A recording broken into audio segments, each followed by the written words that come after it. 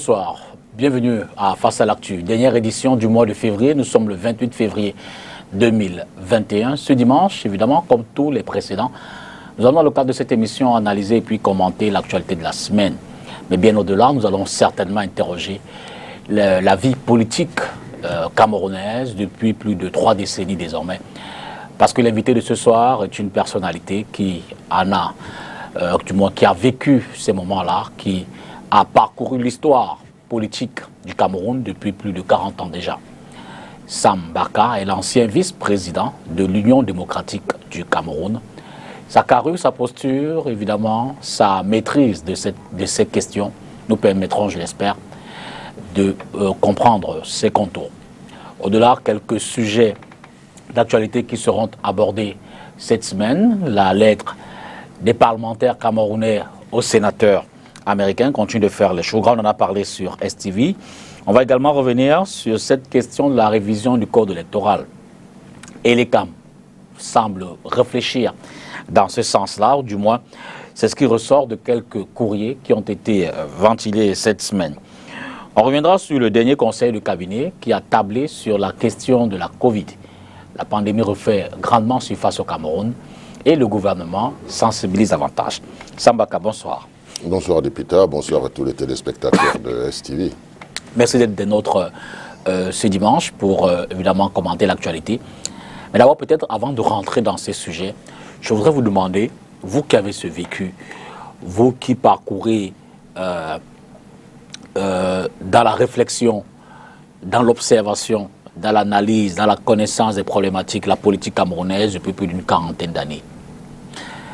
Quel était le politique camerounais d'hier? Comment le combat que vous menez se manifestait-il, se matérialisait-il à l'époque? Ben, je dois dire que j'ai vécu la politique il y a 40 ans comme observateur. Mais je suis entré effectivement dans la politique au multipartisme. Et je dois dire qu'à cette époque-là, il y avait plusieurs partis politiques. Et ce qui me marque le plus, c'est surtout qu'à cette période, on se parlait. Les partis politiques de l'opposition se parlaient, se réunissaient, avaient des objectifs communs, avaient des laboratoires pour étudier tout cela. Et ma foi, quand il fallait revendiquer, c'était une revendication qui était une revendication de tous ces partis politiques. Il y a eu la coordination, il y a eu tout cela. Et je dois dire qu'à cette époque, l'opposition travaillait. L'opposition se connaissait parce qu'ils se fréquentaient. L'opposition, on se retrouvait très fréquemment et on partageait le travail. Et à la prochaine réunion, on avançait. Donc, vous avez constaté qu'à cette époque-là, l'opposition peut capitaliser énormément de succès.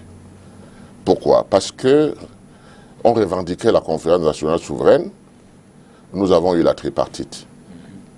Et la tripartite était un succès formidable parce que, parti pour 2 points à l'ordre du jour, le code électoral et le code médiatique, nous avons réussi à plier le gouvernement et qui a accepté, n'est-ce pas, de mettre à l'ordre du jour la refonte de la Constitution. D'accord. Donc c'était une avancée terrible. Et nous devons cela aujourd'hui. Nous voyons que nous avons l'article 66 qui n'est pas appliqué, dont on peut revendiquer. Nous voyons qu'il y a la décentralisation, même si elle est mal faite, elle a été consacrée. Donc à cette époque, les gens se parlaient.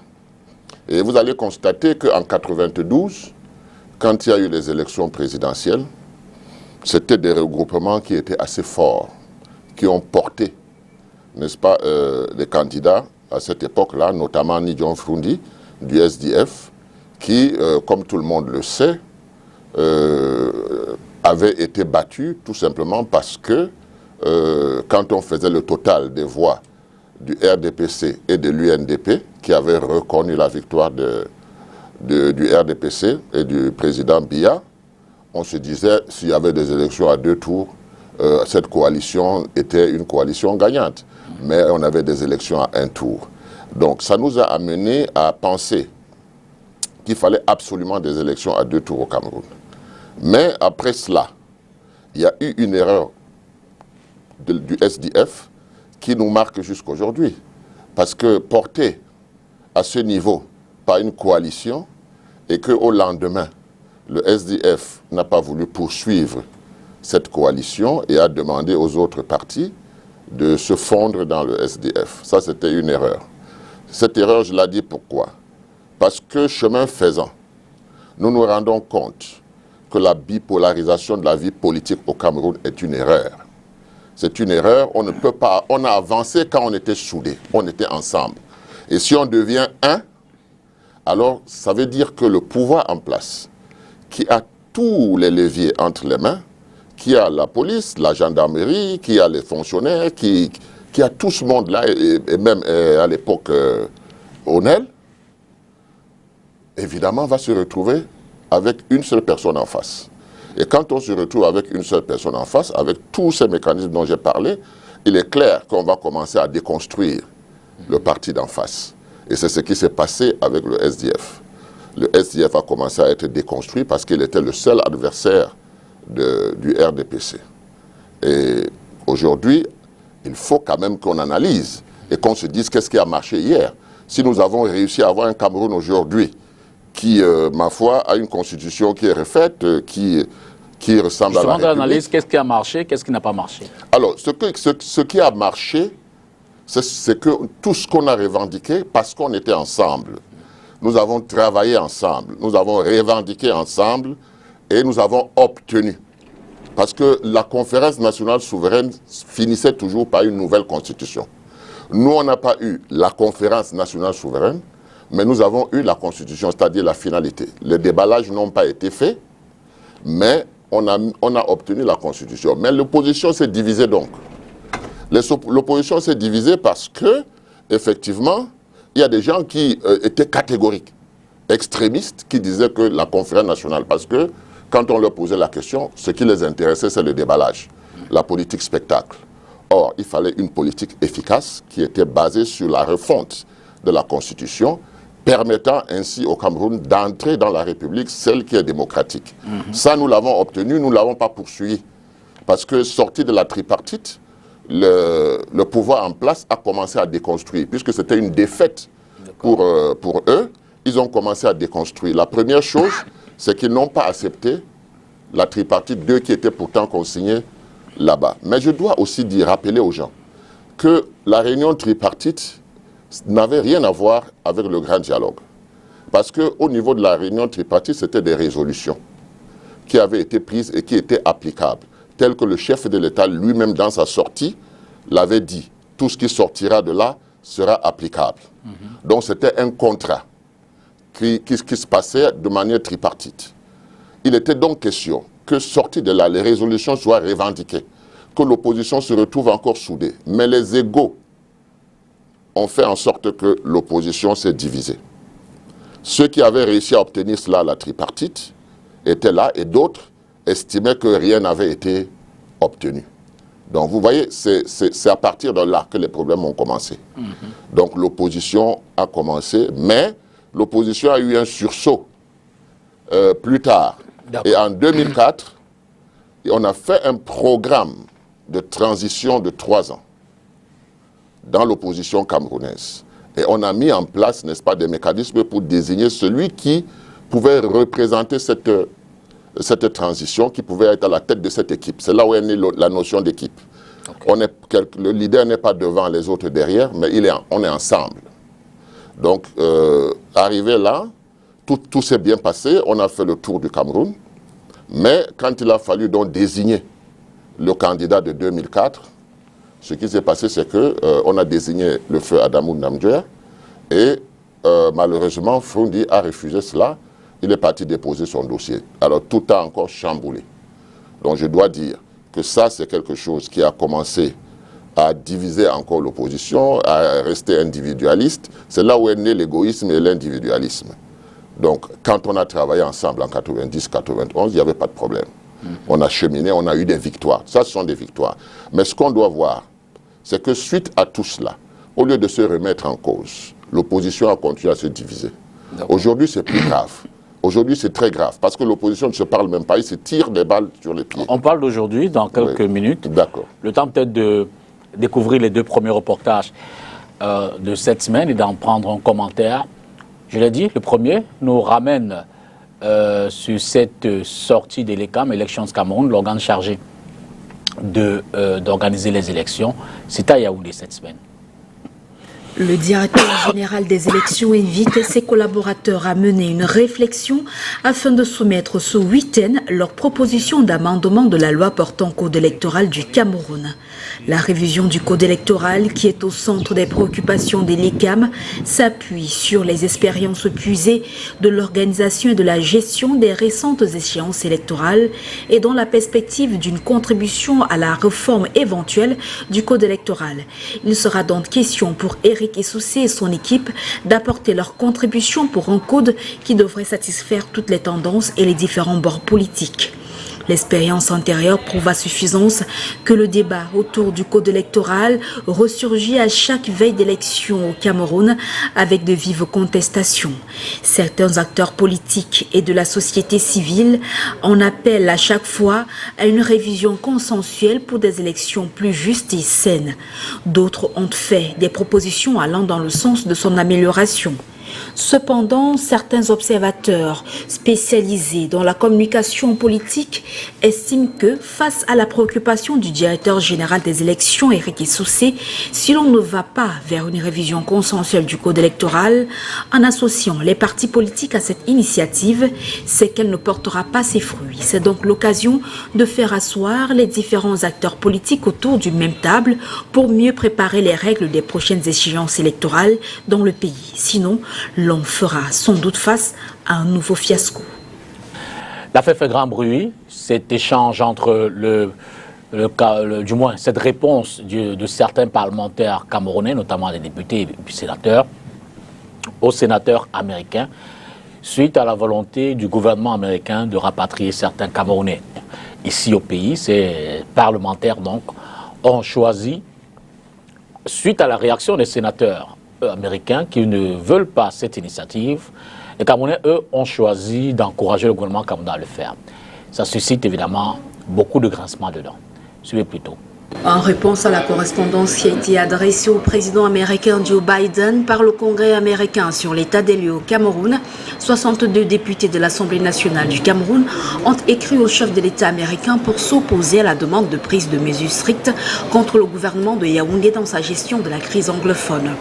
Parmi ces députés camerounais qui se sont adressés au numéro 1 américain, figure en pole position l'honorable Youssou Aussi, le vice-président national du Social Democratic Front, qui estime qu'ils ont tort et se range du côté des pouvoirs de Yaoundé. Pour le candidat déchu à la présidentielle de 2018, les remarques sur le pays dirigé depuis pratiquement 39 ans par Paul Biya sont des plus inamicales, désobligeantes et sentant une tentative de ternir l'image du pays, la respectabilité en cherchant à tromper l'opinion publique a créé la confusion.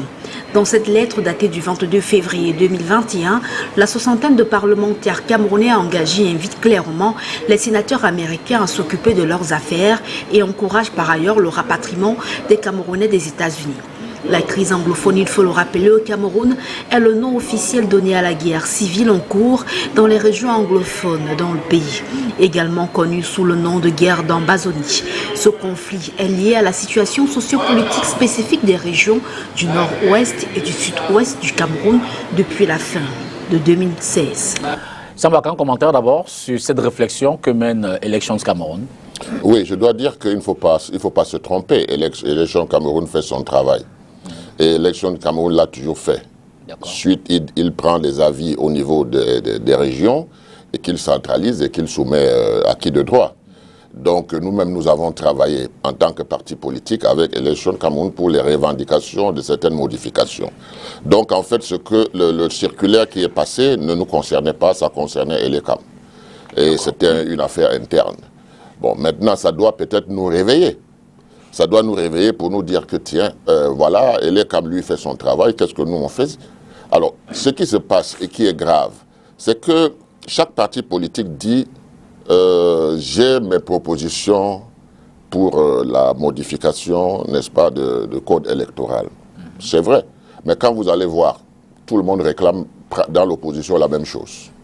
Donc, ce qui nous divise aujourd'hui, c'est le fait que nous ne regardons pas dans le rétroviseur.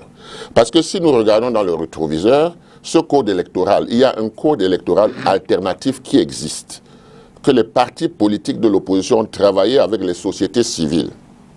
Et on est arrivé à un code électoral alternatif. Nous avons démonté ce code de voir ce qui n'allait pas en fonction des expériences des différentes élections que nous avons eues. Mais d'où vient-il que l'opposition ne puisse pas s'asseoir, poser ce code alternatif, le voir? Où est-il? Ce code est entre... Moi, j'ai un exemplaire. Et de quand date la réflexion? La réflexion date d'environ 8 ans. D'accord. Et aujourd'hui n'est pas dépassé, je veux dire que... Justement, à partir de ce squelette-là, qui a été fait il y a 8 ans, il y a lieu de départager les partis politiques. Cette réflexion a eu le consensus qui était... Le consensus des partis politiques qui ont travaillé. D'accord. Maintenant, ça peut nous aider à ne plus nous tirer dessus pour récupérer c'est moi qui ai fait, c'est moi qui ai fait. Donc ce code alternatif, on peut le poser sur la table et maintenant tout l'ensemble de l'opposition essaie d'étudier cela pour voir qu'est-ce qu'on peut aménager, qu'est-ce qu'on peut supprimer afin qu'il n'y ait pas de frustration. Parce qu'en réalité, nous donnons une image des égoïstes. C'est moi qui ai fait, c'est moi qui ai fait. Mais le code alternatif existe depuis plus de 8 ans. Donc nous avons travaillé tous là-dedans et nous avons sorti quelque chose de crédible.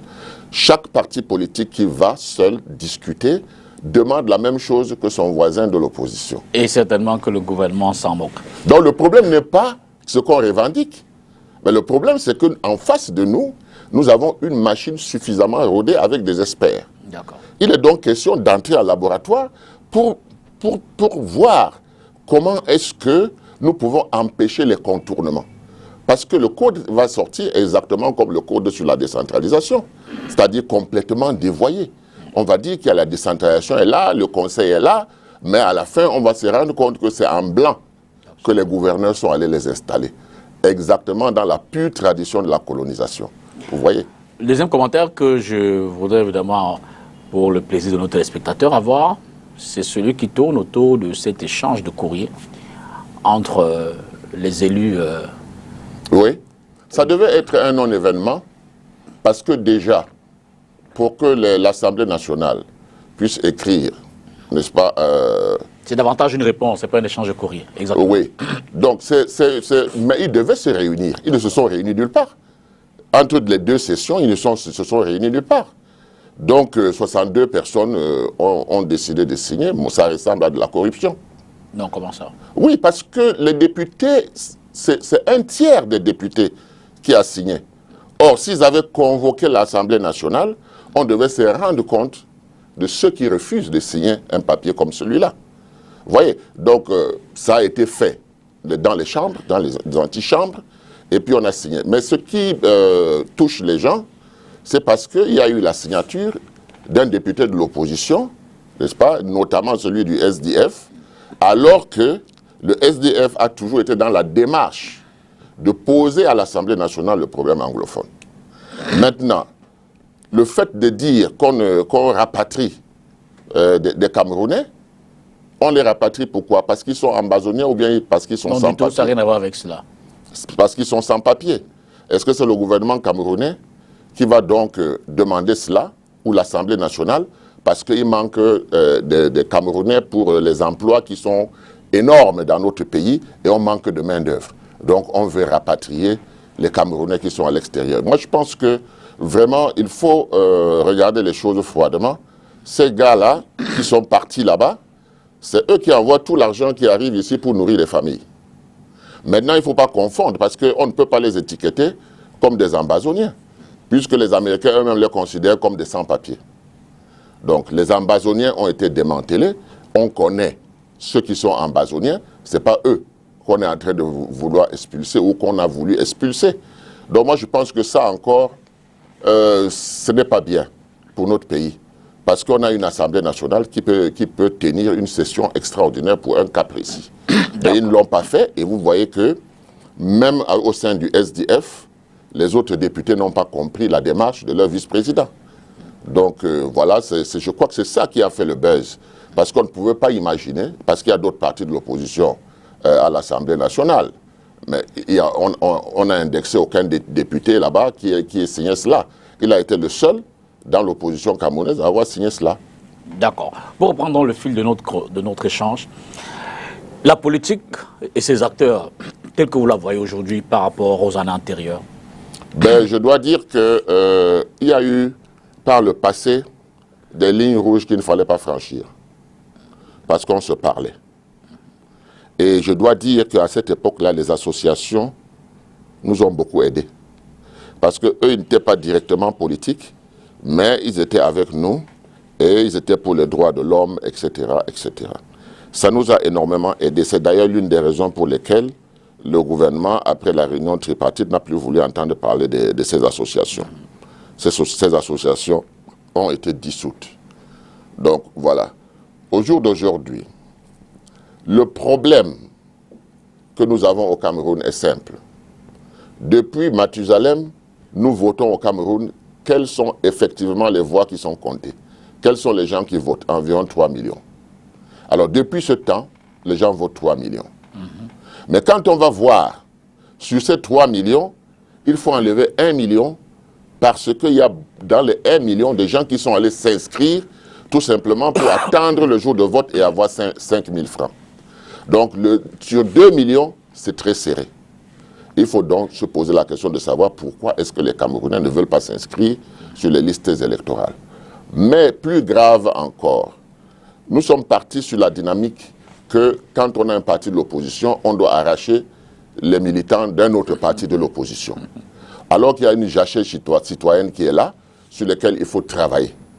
Il faut travailler là-dessus pour que les Camerounais comprennent que les partis politiques concourent au suffrage universel, qu'ils présentent leur programme, qu'ils présentent leur méthode de travail, mais c'est le peuple qui décide.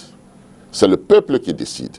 Donc, si le peuple est impliqué, ça peut marcher.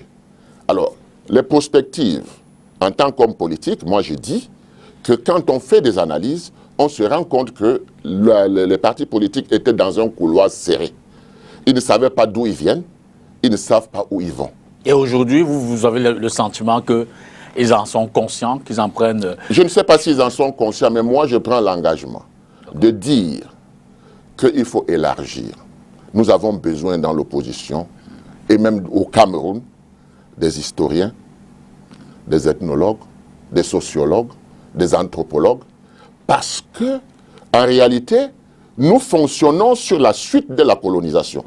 C'est l'une des raisons d'ailleurs pour lesquelles nous avons le problème anglophone. Si les Camerounais, depuis l'indépendance, avaient pensé Cameroun, avec ces spécialistes-là, avaient travaillé sur d'où vient le Cameroun et quelle est la projection que nous donnons, où on veut aller, il y aurait eu, n'est-ce pas, des colloques avec tous ces spécialistes-là pour édifier les hommes politiques. Justement, dans ce schéma, n'êtes-vous pas idéaliste? Je veux dire, au regard des précédents, des antagonismes antérieurs, au regard des certainement fortes incompréhensions que tout cela a suscité, au regard de l'environnement politique aujourd'hui, évidemment qu'en face, le gouvernement ne vous laissera pas faire, même si c'est de bonne guerre. Avez-vous le sentiment, c'est pour ça que j'ai dit votre lecture me paraît un peu idéale, avez-vous le sentiment que aujourd'hui, les hommes politiques, de l'opposition notamment, sont suffisamment conscients et peuvent franchir le pas pour atteindre cette proposition que vous faites, si on ne le fait associer le grand nombre, réfléchir, s'inspirer du passé, réfléchir sur l'avenir pour... Moi, je peux vous jurer que si on ne le fait pas, ça sera le statu quo. L'opposition n'avancera jamais. Les populations ne lui feront jamais confiance. Parce que ce sera du bis repetita, ce sera la politique spectacle, et on ne pourra pas travailler profondément pour les réformes. Donc, il y a une certaine partie des populations, des citoyens, qui pensent qu'ils aimeraient voir mieux. Or, nous sommes dans les bis repetita, que ce soit dans l'opposition en général, et plus grave, on se tire dessus. Donc il faut d'abord, la première chose, c'est enterrer la hache de guerre. Identifier ce qui ne nous divise pas. Travailler ensemble sur ce qui ne nous divise pas, ce qui nous unit. À partir de ce moment-là, on peut se parler, on peut se connaître et on peut mieux avancer. D'accord. On ne peut pas avoir une opposition dans le système du bicéphalisme politique et penser qu'on peut gagner. On ne peut rien gagner. Donc, au jour d'aujourd'hui, il est question d'analyser, d'abord de se parler et d'analyser, puis faire des projections. C'est pour ça que je vous ai dit que nous ne pouvons pas nous focaliser hommes politiques, science infuse. Non. D'accord, là c'est le schéma. Alors, Ouais. se parler, ça commence concrètement par quoi? Par où? Comment? Qui prend l'initiative? C'est c'est une structure, c'est un environnement, ce sont des individus. Comment ça se produit? Moi, j'ai vu par exemple Ndjokam Tchameni prendre une initiative, aller rencontrer les leaders de l'opposition. Même si après, avec certains, ça ne s'est pas trop bien passé. Oui, mais ça ne s'est pas trop bien passé parce qu'ils n'ont pas compris. Parce que quand ça ne se passe pas bien, vous présentez une alternative crédible. Si vous n'êtes pas capable de présenter une alternative crédible, ça veut dire que vous êtes en train de saboter. Et de toutes les façons, vous n'êtes pas obligé. Quand on prend une démarche comme celle-là, vous n'êtes pas obligé d'y adhérer. Bon, vous vous mettez en marche, c'est votre problème. Mais toujours est-il dit qu'il faut démontrer à ces populations qui hésitent, qui observent, comment est-ce qu'avec votre attitude, vous pouvez conquérir le pouvoir. Maintenant, si l'opposition camerounaise ne se dit pas que nous avons fait des erreurs, parce que le pouvoir d'en haut, là, c'est-à-dire la présidence de la République, c'est hypothétique. Vous avez vu ce qui s'est passé en 92. Mais entre 92 et aujourd'hui, si l'opposition camerounaise avait continué à travailler ensemble, nous aurons conquis des espaces, c'est-à-dire on aurait planté. Et planter en politique, ça veut dire quoi? Ça veut dire avoir des communes. Nous aurions eu des communes, nous aurions eu plus de députés. Or, ça ne fait que s'effriter chaque jour davantage parce qu'il y a la division. Chaque fois qu'on peut se mettre ensemble, on ne peut pas gagner une élection face au RDPC s'il n'y a pas une coalition. Telle que nous sommes là. C'est pour cette raison que nous devons travailler d'arrache-pied, de ne pas nous divertir avec cette histoire de l'ECAM. Parce que l'ECAM ne fait que son travail. La question qu'on doit se poser, est-ce que nous faisons notre travail? Moi, je pense que quand on a fait 30 ans dans ce sillage-là, et qu'on peut voir ce qui s'est passé hier et ce qui se passe aujourd'hui, j'ai la nostalgie. Parce que hier, nous étions plus forts. Aujourd'hui, on est complètement chiffonné. Est-ce que justement, ce ne sont pas les blessures d'hier qui... Oui, mais c'est-à-dire que hier, c'était bien, mais après, il y a eu les égos. Je dois dire qu'au sein du SDF, il y avait toujours des fractions, des gens qui ne voulaient pas que ça avance, et d'autres qui étaient, mais vous savez, c'est comme dans le RDPC, on dit que les caciques sont les plus forts, et que les progressistes, ils n'ont qu'à bavarder. Donc, ça s'est passé aussi dans le SDF, à telle enseigne que beaucoup de gens ont quitté le parti. Vous voyez, si on n'a pas le courage de faire ces analyses, et que chaque fois on veut encenser, alors on ne peut pas avancer. Donc quand un parti politique fait une erreur, il doit faire la rétrospective de tout et de se dire nous avons fauté ici. Je ne connais pas un parti politique qui peut s'amuser à dire que je n'ai jamais fauté et qui veut expliquer tout. Quand il fait une connerie, on veut expliquer. Non, ça ne vous fait pas avancer. Au contraire, avec l'usure du temps, ça vous met en minorité. Donc, il faut aller sur cette base, enterrer la hache de guerre, regarder ce qu'on a fait dans le passé, élargir le cercle parce que nous n'avons pas la science infuse. C'est pour ça que je vous dis, les historiens ont un rôle à jouer dans ce pays. D'accord. Deuxième stop de cette émission, on va aller au niveau de la primature et avoir ce compte rendu du dernier conseil de cabinet, présidé par le Premier ministre chef du gouvernement, au cœur de la question, la Covid-19. Suite à une remontée inquiétante du coronavirus observée ces derniers jours, le ministre de la Santé publique a été interpellé sur le sujet au cours du conseil de cabinet du 25 février, présidé par Joseph Diongouti. Au docteur Malachi Manaouda de présenter au chef du gouvernement la situation épidémiologique actuelle du Cameroun. Des statistiques produites par le Minsanté, il en ressort que le pays compte à ce jour 35 714 cas positifs du Covid-19, parmi lesquels l'on dénombre 32 592 patients guéris et 551 décès. Selon le ministre de la Santé publique, la courbe de la propagation est en nette progression depuis le mois de décembre 2020 à cause du relâchement des mesures barrières par la population et la multiplication des grands rassemblements. En réaction, le chef du gouvernement a prescrit au Minsanté de s'investir dans la détection de nouveaux variants du Covid-19 afin de briser la chaîne de transmission. Aussi, Joseph Diongouti a instruit Malachi Malaouda d'intensifier les opérations de dépistage et veiller au fonctionnement optimal de tous les centres de prise en charge des malades du Covid-19. Relativement à la promotion du développement local, le ministre de la décentralisation et du développement local a indiqué que des stratégies complémentaires sont à l'œuvre pour promouvoir le développement local, à l'instar de la mise en place d'une fonction publique locale, la promotion du personnel des CTD, le renforcement de la gouvernance locale et la réforme fonctionnelle des services déconcentrés de l'État. Par la suite, le ministre des Forêts et de la Faune a quant à lui dressé l'état des lieux de ce sous-secteur avant de s'appesantir sur les modalités d'opérationnalisation des réformes dans ce domaine d'activité. Pour ce qui est des réformes envisagées, elles concernent entre autres l'interdiction des exportations de bois sous forme de grumes au 1er janvier 2022, la révision de la loi forestière et le renforcement des dispositions répressives. Par ailleurs, le ministre des Forêts et de la Faune a insisté sur la nécessité de réhabiliter le Fonds spécial de développement forestier tel qu'institué par le décret du 10 avril 1996 fixant les modalités de fonctionnement des fonds spéciaux. Voilà pour ce conseil de cabinet. Un mot sur la remontée de la pandémie. Oui, je dois dire que ce n'est pas seulement les populations qui avaient relâché. Je crois que même le gouvernement avait relâché. C'est d'ailleurs l'une des raisons pour lesquelles il y a un grand manque, il y a un grand vide dans les soins qu'on peut apporter.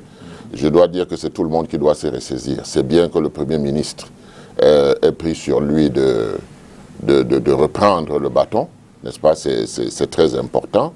Et je dois dire que c'est une occasion pour moi même de remercier le Premier ministre parce que, vous savez, j'ai été à la réunion tripartite, je n'ai pas été invité par le littoral à la réunion au grand dialogue.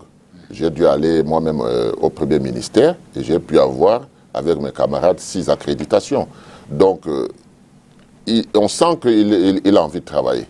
Donc le ministre de la Santé doit pouvoir prendre les choses en main, mais surtout les populations ne doivent pas négliger. Parce qu'il y a une négligence qui fait peur. Et vous avez très bien vu que le gouvernement s'est déjà prononcé qu'il faut aller vers la pharmacopée. Mais quand Monseigneur Cléda a parlé de la gratuité des trucs, de ces remèdes, je n'ai pas vu le gouvernement se pencher là-dessus. Ils attendent tout de l'OMS. Et quand l'OMS doit faire des choses, on commence à douter parce que dès que la première chose que l'OMS avait fait, c'était d'envoyer des voitures 4x4 au ministère. Donc, pendant que les gens avaient besoin d'oxygène. Moi, je crois que nous devons penser camerounais. Il est temps, après 60 ans d'indépendance, d'avoir une identité propre à nous, de ne pas tout attendre de l'extérieur. Parce que même les vaccins qui sont arrivés, c'est notre quota qu'on nous a donné. Et voilà, donc on attend tout de l'extérieur. Le moindre investissement, il faut qu'il y ait... Vous n'avez pas le sentiment que le gouvernement, quand même, jusqu'à présent, a montré... des aspects positifs dans le management de cette pandémie, tout au moins sur le plan purement sanitaire? Ben oui, le gouvernement camerounais a profité, n'est-ce pas, du savoir-faire des Camerounais. Vous avez vu qu'il y a eu un élan de solidarité. Quand bien même le gouvernement n'était pas présent, mais les Camerounais s'organisaient. Donc il faut saluer cela. Bon, le gouvernement a fait ce qu'il devait faire. Vous avez vu que les choses sont arrivées en retard. C'est arrivé quand même. Les autres Camerounais ont pu s'investir là-dedans. Il faut saluer le corps médical qui, avec tous les risques que cela comporte, était au four et au moulin. D'ailleurs, beaucoup de médecins sont morts dans cette affaire. Beaucoup d'infirmières sont mortes, etc. Les infirmiers. Donc, il faut saluer le corps médical, n'est-ce pas, qui, contre vents et marées, n'ont pas fui. Moi, j'étais là le jour où cet avion est venu avec le coronavirus. Quand on a mis les gens à l'hôtel Beau Séjour, tous les employés de l'hôtel avaient fui. Ils avaient fui parce qu'on leur a dit que l'avion du corona est là et on amène les gens là-bas. Donc vous voyez, les médecins, les infirmiers, ils pouvaient démissionner en cascade. Non, ils ont tenu à faire leur travail, il faut saluer cela. Maintenant, c'est au profit du gouvernement camerounais, tout comme tous les privés qui se sont mis ensemble, tout comme tous les chercheurs qui, sur la base de la pharmacopée traditionnelle, ont pu sauver des vies. Donc, moi, je pense que c'était un élan de solidarité. Ce n'était pas à mettre sous le compte du gouvernement lui seul. Le gouvernement a bénéficié de tout cela, de cette solidarité qui s'est mise autour de cette pandémie. D'accord. Pour prendre le dernier axe de notre réflexion, on a parlé des politiques d'hier, on a essayé d'analyser ceux d'aujourd'hui. Comment est-ce que vous entrevoyez l'opposition camerounaise de demain dans cet élan où le président République lui-même annonce, l'a dit, nous sommes dans le septennat déterminant, beaucoup parlent d'alternance, l'opposition, elle, vous avez le sentiment qu'elle balbutie, vous avez le sentiment qu'elle est confiante, vous avez le sentiment qu'elle entrevoit l'avenir, vous avez le sentiment qu'elle se prépare. Le sentiment que j'ai, c'est que l'opposition n'a même pas encore le sentiment des enjeux, n'a pas encore perçu cela. Vous voyez, quand vous faites une rétrospection, vous regardez comment est-ce que les choses se sont déroulées depuis il y a 30 ans, vous pouvez comprendre facilement que nous sommes encore loin de ce que nous devons faire. C'est pour ça que j'ai commencé à sortir certaines pistes. J'ai dit, on ne peut pas abandonner le pays entre les mains des politiques seulement. Les politiques doivent être orientées d'abord par des réflexions, n'est-ce pas, de ces spécialistes des problèmes sociaux, les historiens, les anthropologues et autres. C'est ça qui va nous permettre de tracer un cap. Où est-ce que nous voulons aller? Or, au jour d'aujourd'hui, depuis les indépendances, nous avons fait que continuer la colonisation. Toutes les méthodes, toutes les pratiques de la colonisation sont restées. Donc, nous devons bâtir un nouveau Cameroun. Pour bâtir un nouveau Cameroun, il faut qu'on enterre d'abord la hache de guerre. Et qu'on sache qu'aucun parti politique de l'opposition ne peut placer tout ce monde que le parti au pouvoir a placé pendant 40 ans. Aucun parti.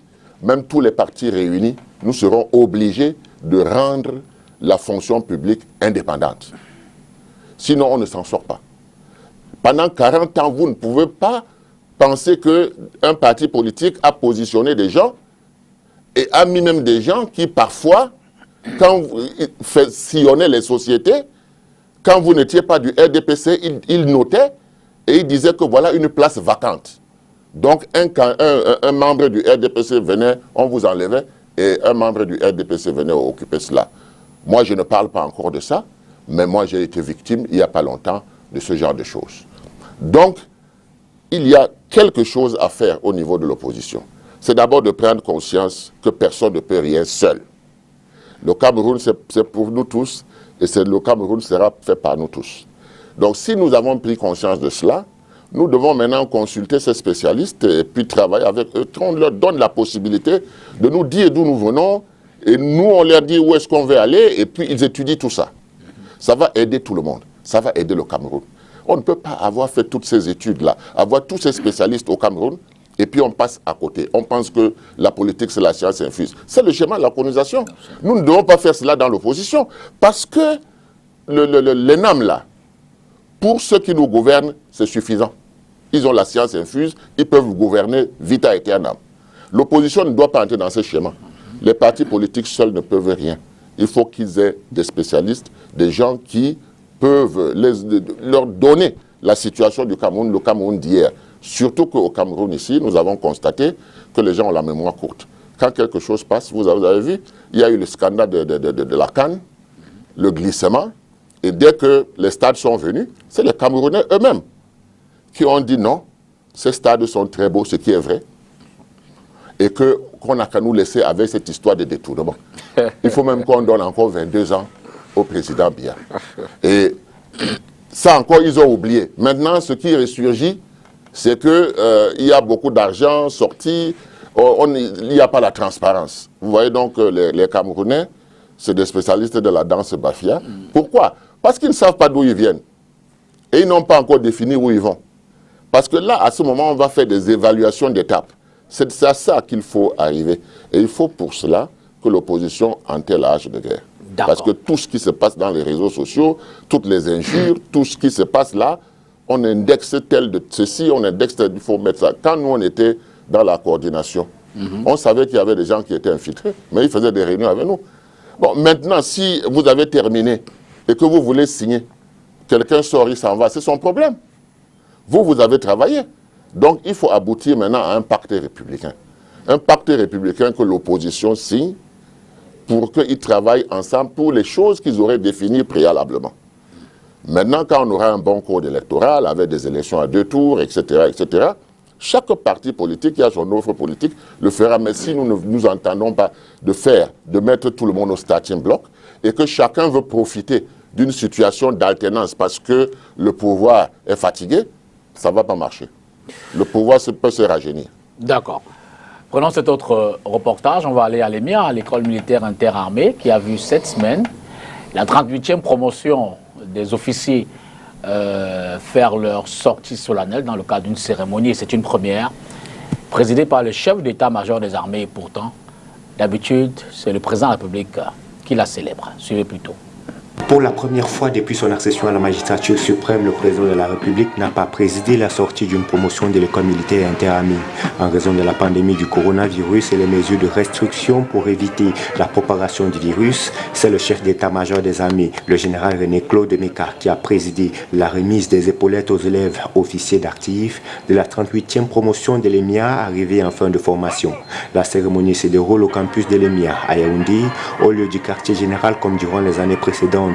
Distanciation physique oblige, l'on a cependant procédé aux solennités habituelles, mise en place du drapeau, remise des épaulettes et la lecture de la lettre de félicitations du chef de l'État au lauréat de la promotion baptisée Paix et Unité, laquelle promotion est composée d'élèves sous-officiers, soit 240 hommes et 47 femmes issus de 6 pays, notamment le Cameroun, le Congo, la Côte d'Ivoire, le Gabon, la Guinée-Conakry et la République centrafricaine. Cette nouvelle cuvée, dont l'effectif est un peu plus élevé par rapport à l'effectif des officiers sortants de l'année dernière, a subi avec succès la formation théorique et pratique dans plusieurs villes camerounaises avec un accent particulier mis sur un module spécial relatif à la lutte contre la cybercriminalité.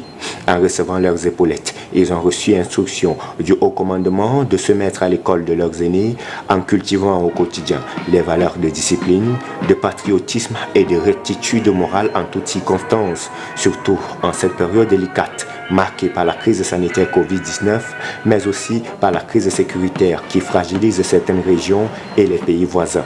Les lauréats disent toutefois être prêts à relever les nombreux défis qui les attendent. Avec le contexte sécuritaire qu'il y a dans les régions du nord-ouest et du sud-ouest, mais nous sommes prêts. Nous sommes prêts pour pouvoir relever les défis que nous allons avoir sur notre chemin. Cette cérémonie, qui s'est achevée par le défilé des nouveaux promus, sera immédiatement suivie de leur déploiement à des emplois correspondant à leur grade respectif.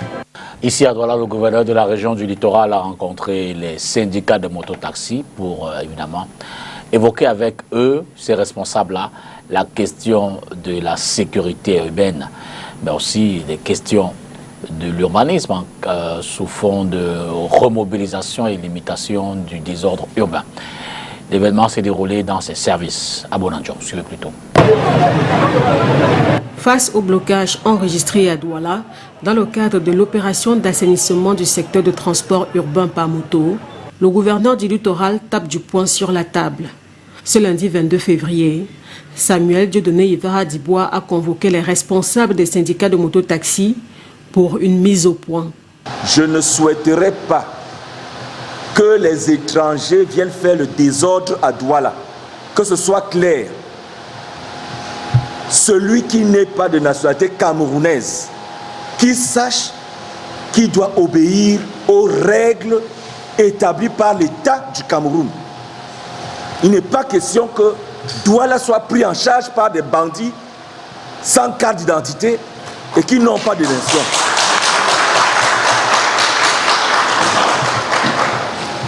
Pendant que vous exercez votre métier, on peut enregistrer des cas d'accident. Est-ce que c'est normal que quelqu'un qui a fait l'accident, qu'on ne trouve pas une pièce d'identité sur lui? C'est normal ça? Donc la ville de Douala n'est pas réservée à ceux qui viennent faire du désordre. La rencontre de ce 22 février visait à adopter un plan de travail de commun accord. Tout conducteur de moto-taxi qui ira désormais à l'encontre de ce plan sera purement et simplement sanctionné, prévient le gouverneur. Je tiens à ce que, avec la présence des responsables des municipalités, des secteurs de transport, qu'ensemble nous arrêtions une façon de travailler admise par tout le monde. À partir de cet instant, ceux qui ne vont pas évoluer dans ce sens vont donc faire face à la force de la loi. Douala n'est pas abandonné aux bandits et ne sera jamais abandonné aux bandits. Celui qui veut faire le désordre sera mis hors d'état de nuire. Il faut que ce soit clair. Les responsables des syndicats des conducteurs de moto-taxi à Douala sont appelés à relayer le message auprès de leurs membres. On espère que le message donc est rentré cette fois-là dans des oreilles qui comprennent, afin évidemment que d'aventure cette insécurité soit contenue et qu'il s'est peut-être éradiquée. Sambaka, on regarde donc des égoïsmes. Je veux dire tout à l'heure, comme je dis, c'est un schéma certainement bien pensé, du haut de votre expérience dans cet environnement politique, de la connaissance que vous avez des acteurs. Mais justement, fort de cette connaissance-là, les acteurs politiques d'aujourd'hui, l'opposition notamment, désormais composée de différentes générations, ceux qui ont vécu votre période, ceux qui semblent être venus dans une phase intermédiaire et ceux qui sont nouvellement arrivés tout récemment. Est-ce que le schéma que vous suggérez, proposez ce soir, peut être un schéma qui satisfait ou alors acquiert l'adhésion de ces différents acteurs compte tenu des paramètres que je viens de donner, égaux, volonté chacun d'être candidat, la problématique des générations, évidemment, les défis à venir? Ça va être difficile. Ça va être difficile pour ceux qui ont bâti leur stratégie sur les générations. Parce qu'on ne peut pas gouverner un pays sur la base des générations. Vous voyez, même les plus grandes puissances au monde se retrouvent avec des présidents de 40 ans et d'autres des présidents de 70 ans, 75 ans. Je crois que tout dépend. Et si on doit prendre la politique proprement dite, moi je crois que la politique pour des jeunes doit commencer absolument, ils doivent exercer à la base. Il faut qu'ils travaillent au niveau des communes. Je ne dis pas qu'ils ne peuvent pas travailler au niveau central. Mais il faut qu'ils ne laissent pas d'espace au niveau des communes pour qu'ils acquièrent de l'expérience au fur et à mesure que l'âge monte. Bon, maintenant, si on veut aller sur le principe que c'est les jeunes, si les jeunes en étaient conscients, je pense qu'on ne serait pas à 3 millions de personnes qui votent. Ça, c'est d'abord la première chose, parce que la jeunesse, elle a un nombre vraiment important. Mais il faut enlever ce schéma-là, parce que même les vieux, il n'est pas dit qu'ils savent le chemin qu'il faut emprunter. Vous voyez pourquoi on est buté, pourquoi on a des problèmes. C'est justement parce que, avec des égos surdimensionnés, on pense qu'en claquant de la main, on peut tout avoir. Non, ce n'est pas possible. Vous avez en face de vous qui? Pourquoi vous pouvez vous permettre de sous-estimer des gens qui sont au pouvoir depuis plus de 40 ans et qui n'ont pas bougé, malgré toutes les souffrances que les Camerounais ont? Ça n'a pas bougé. Et vous voulez sous-estimer ces gens? Non. Ça veut dire que vous vous surestimez. Ça veut dire que vous êtes dans l'ego. Il faut donc sortir de là. Il faut être humble. Parce qu'en politique, vous n'êtes rien si les populations ne sont pas avec vous. Vous n'êtes rien si vous divisez les populations, parce que vous ne pourrez pas arriver si les populations sont divisées. Il faut donc mettre en place des mécanismes qui puissent permettre, comme j'ai dit, dans l'opposition d'abord d'enterrer la hache de guerre. de travailler, n'est-ce pas, pour l'avenir de ce pays et de se dire que nous gagnerons tous si on réussit à mettre tout à plat. Si on a un nouveau code électoral qui permette à chacun d'aller là où il veut aller sans qu'on ne soit dans les coalitions forcées. Parce qu'il y aura des élections à 2 tours, parce que les Camerounais vont reprendre confiance et vont se dire que maintenant, à nous le tour de jouer. Parce que le Cameroun ne peut pas changer si les populations ne se disent pas à nous le tour de jouer, parce que les politiques ont essayé pendant 30 ans. Vous avez vu que ça n'a pas bougé. Maintenant, il faut que les populations elles-mêmes prennent à bras le corps leur avenir, les responsabilités et aillent faire leur devoir citoyen. C'est-à-dire choisir, contrôler, sanctionner les politiques. Parce que c'est ça les politiques. Il ne faut pas refuser une sanction ou une évaluation de l'opposition. C'est une erreur de penser que dans un parti politique, quand le président a dit tout le monde doit marcher. Non. Il faut un débat interne. Il faut que les choses évoluent et il faut identifier ce qui réunit toute l'opposition, travailler là-dessus. Ça peut nous permettre de nous parler et d'être sympathiques entre nous. Parce que nous recherchons la même chose, c'est le renversement du pouvoir en place, l'alternance.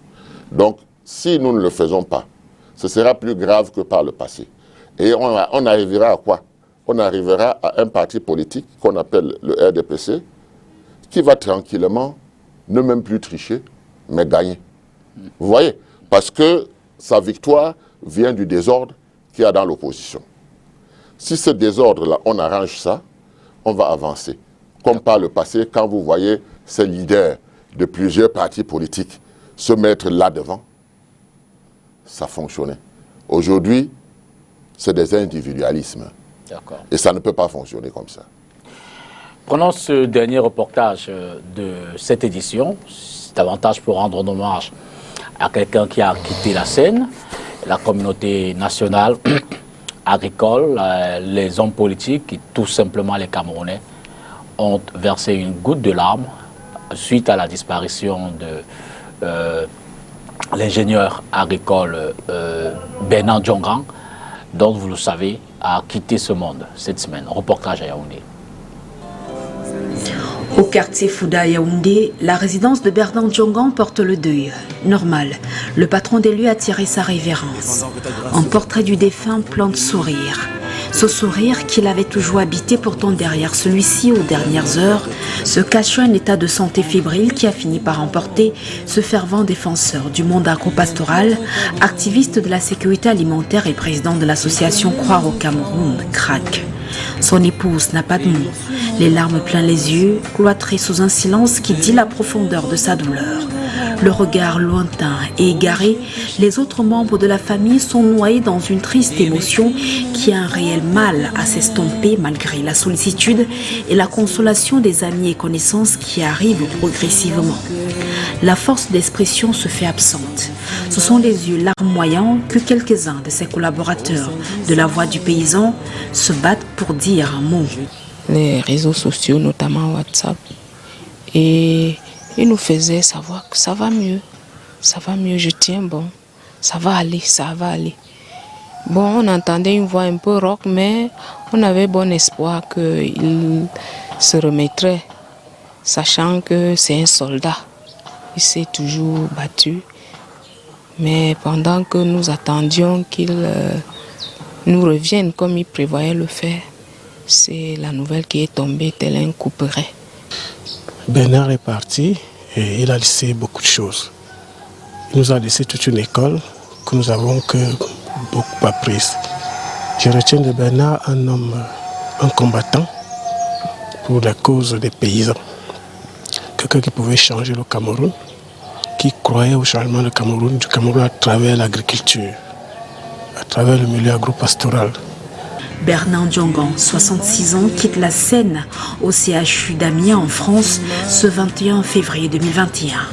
Ingénieur agronome de formation, diplômé de l'Institut de recherche agronomique et directeur de publication du mensuel La Voix du Paysan, ce dernier était bien connu pour ses combats dans le développement du monde agropastoral.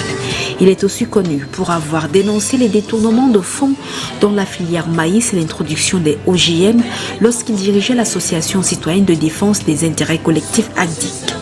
Bernard Diongan a également milité contre l'importation et la consommation du poulet congelé au Cameroun. Bernard Diongan ne parlait que de transformer le Cameroun par l'agriculture en 4 ans. S'il faut retenir quelque chose de lui, de son héritage, c'est cette capacité de faire du Cameroun un pays peut-être pas émergent, pour ne pas utiliser un terme en vogue qui est même dévoyé, mais un pays où chaque citoyen pourra être capable de se nourrir, de se vêtir, d'avoir les besoins élémentaires en 4 ans, grâce à un pilier qui est le pilier agricole. Bernard Diongan laisse l'image d'un homme qui avait 2 passions, l'agriculture et le Cameroun. Ces 2 passions lui ont permis d'avoir une existence épanouie. Sa mort est une grande perte pour la société civile au Cameroun. Vive condoléances à la famille ainsi éplorée. Un mot? Je dois dire que la première fois que je rencontre Bernard Diongan, c'était ici, je crois, dans une émission Carte sur table à l'époque. Avec Thierry Ngongan. Oui, avec Thierry Ngongan. Et je crois que le courant est passé. Parce qu'en réalité, c'était un patriote. Et ce qu'il a fait, peut-être il est né, il est mort avant le temps, mais il faut des précurseurs comme ça. Il faut des gens qui aiment leur pays. Parce que son patriotisme n'avait pas de nom. Or, voilà des gens qui pouvaient mettre d'accord l'opposition. Mais il s'est rendu compte qu'avec des égos surdimensionnés, il fallait peut-être qu'il crée son parti politique. Ce n'était pas sa vocation. Sa vocation, c'était justement, comme je vous disais au départ, l'homme politique pense qu'il sait tout. Or, ce monsieur était capable de redresser le Cameroun sur le plan de l'agriculture en quelques années. Tout comme aujourd'hui, les politiques continuent, ils lui ont tourné je ne dis pas qu'ils lui ont tourné le dos, mais le parti au pouvoir avait refusé de signer sa plateforme que les autres candidats avaient signée. Ça aurait pu booster, n'est-ce pas, notre agriculture, mais c'est la même chose. Voilà un spécialiste qui serait resté dans son créneau de la société civile, tout comme ceux que j'appelais tout à l'heure, les historiens, les anthropologues, etc., etc. Tous ces gens doivent mettre leur intelligence pour construire une société camerounaise authentique. C'est-à-dire que nous ne pouvons plus aller sur les schémas qu'a laissé la colonisation. Nous devons inventer notre Cameroun. Et voilà des gens qui avaient des idées, mais comme les hommes passent, mais les idées restent. Je pense que nous devons lui rendre hommage en appliquant, n'est-ce pas, sa science, parce qu'il avait pris tout son temps, il avait donné toute sa vie pour voir un Cameroun où ça pousse de partout. Donc moi, je lui rends un vibrant hommage en disant que le Cameroun n'a pas eu beaucoup de gens comme lui. À côté de tout ça, ce sera certainement votre mot de fin. En quelques mots, quelques phrases, peut-être quelques lettres, s'il y a une thérapie à donner à l'opposition camerounaise aujourd'hui pour qu'elle se remette en place, afin peut-être de remporter les prochaines échéances et conquérir le pouvoir, l'obtenir, que diriez-vous? Alors, la première chose, c'est enterrer la hache de guerre. La deuxième chose, c'est reconnaître ses erreurs, n'est-ce pas? Et pour projeter un avenir meilleur, le droit au bonheur. La quatrième chose ou la troisième chose, c'est, n'est-ce pas, de faire tout pour que nous parlions d'une même voix en ce qui nous concerne. La quatrième chose, c'est d'ouvrir. Ouvrir aux ethnologues, aux sociologues, aux anthropologues et tout cela pour connaître un nouveau Cameroun. La cinquième chose, c'est de savoir que quand on a échoué par le sommet, il faut commencer par la base. S'il y a 30 ans, nous travaillons sur la base camerounaise, je crois qu'on aurait eu... C'est-à-dire les communes d'abord. Parce qu'aujourd'hui, il y a la décentralisation. Il faut bien que les communes puissent fonctionner et que les populations puissent en bénéficier. Il faut donc, si il y a 30 ans on avait travaillé là-dessus, ceux qui ont compris, ils devaient commencer par travailler au niveau des communes avant d'arriver à l'Assemblée nationale, au Sénat et aux régions. Sambaka, merci infiniment d'être venu ce dimanche, commenter l'actualité de la semaine et mener cette réflexion autour de la vie des acteurs politiques camerounais. C'est moi qui vous remercie. Madame, monsieur, bonne semaine à vous. Demain, c'est lundi. Bonsoir et à dimanche prochain pour une autre édition de Face à l'actu.